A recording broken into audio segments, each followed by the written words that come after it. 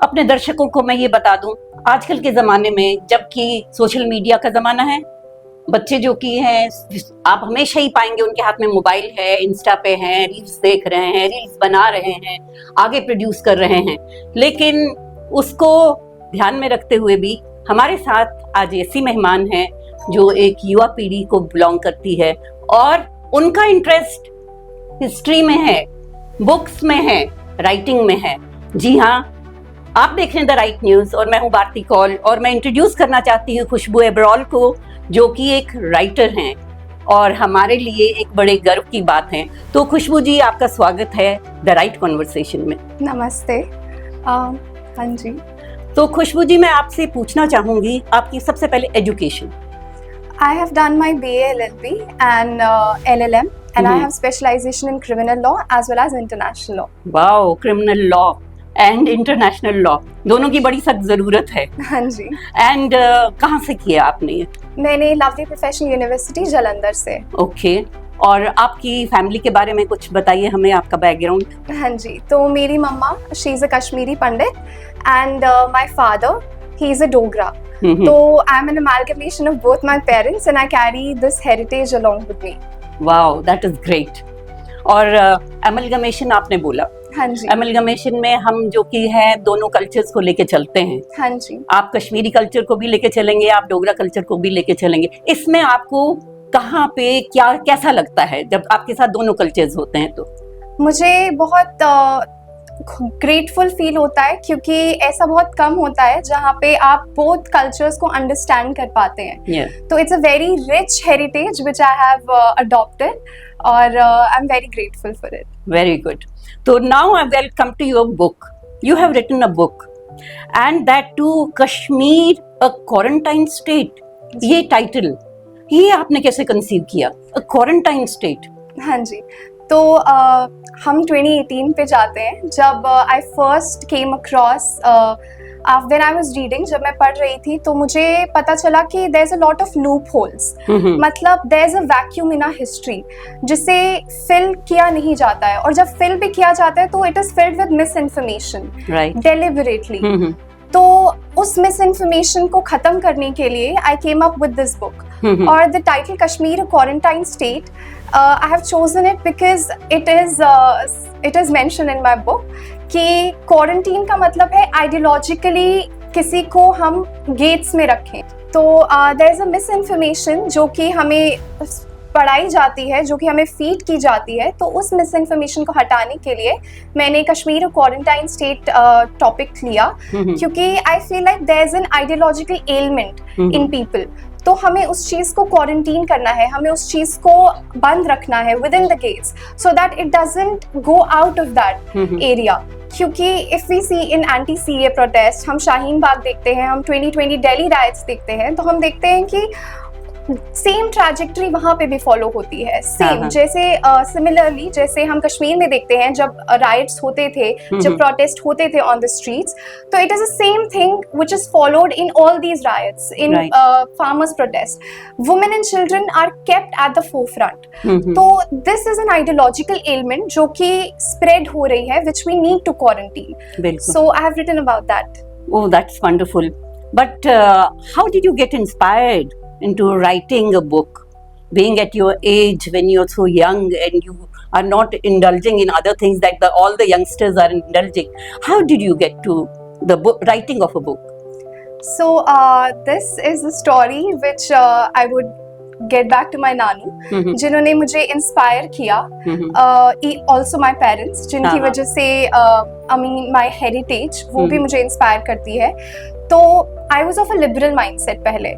तो when I used to indulge in debates and discussions with my नानू, मुझे पता चला कि there's a lot that I don't know, लेकिन he never foisted his opinion on me. He always encouraged me to read.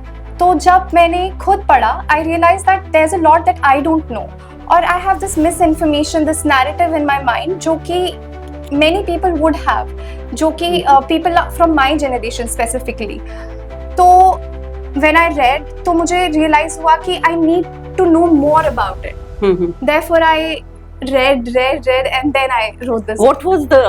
Which book, I would like to ask you, did you read to know about the roots, that the root cause of all the things that are going wrong and the youngsters don't know, which is not taught to them in schools or colleges or universities. Which book? There are a lot of books which I used for my research purposes. पहले तो all the articles and all the books that are written now Yeah. are somehow have a biased opinion. Mm-hmm. तो whenever I was reading them, मेरे को लगा कि there's a set narrative which they follow. तो I jumped on to straight away to historical books जो जिनमें there are accounts जो raw accounts हैं, specifically from Muslim scholars. Because when they invaded certain places, तो they have written extensively about it कि कैसे culture क्या था उस जगह में, how they when they set foot in that land, तो how the conversions happened and how the desecration of idols and everything, उन्होंने उसके बारे में extensively लिखा है. तो जब मैंने वो read किया और when I read something from let's say in 21st century, तो it's completely different. तो मुझे ये realization हुई कि it's a cover up जो कि न्यू लिबरलिस्ट कर रहे हैं, and they are feeding this narrative in the mind of current generations. तो I have compiled this book through the research of historical accounts, all those historical accounts I've mentioned. Also, there was this book जो कि compilation है of the works of Premnath Bhatt ji, and I have been inspired a lot from him also. I have read a lot from Sitaram Goyal, from R.C. Majumdar, people who write the real history of India. So these are all the books. Also, I'm very delighted to announce that this was my first edition, and my second edition is published by Garud Publication House, which is a very prominent publishing house, and they have published books of authors like G.D. Bakshi ji, Vivek Agnihotri ji, and I'm very honored that they have chosen me and my book for this matter. Very good, very good. Tell me one thing. एक बात बहुत जरूरी है, जैसे आपने कहा कि this is pseudo liberalism and people are getting wrong narratives. Yes. And the youngsters, they need to get into it, that they should be knowing the things. How would you be carrying this message to people, to the youngsters? First of all, I would like to say it forefront कि don't follow the path of neutral ideology. Okay. You need to pick a side. और वो you can only do that when you read both the sides. Yep. I'm not saying कि you should not have preconceived notions कि if you read one book, let's say from A author, you read a book of A author, then you need to read the criticism of A, which is done by B. So you need to read both the sides and then decide for yourself. The most harm we are doing to our history is keeping one side perspective. और हमें ये चीज़ नहीं अपनानी चाहिए. We should not follow the stance of neutrality क्योंकि it is somehow it is not good for our culture and it is depleting our culture. एक चीज बहुत जरूरी जो समझ में आई मुझे अभी, जो जितनी भी बातें मैंने आपसे ये की, that the young minds, हाँ जी. the youngsters, they do not read. Do you think your book will be read? Do you think it will be read by the youngsters? How would you like to get to them? That is the problem. Actual problem lies there. How would you like to get to them?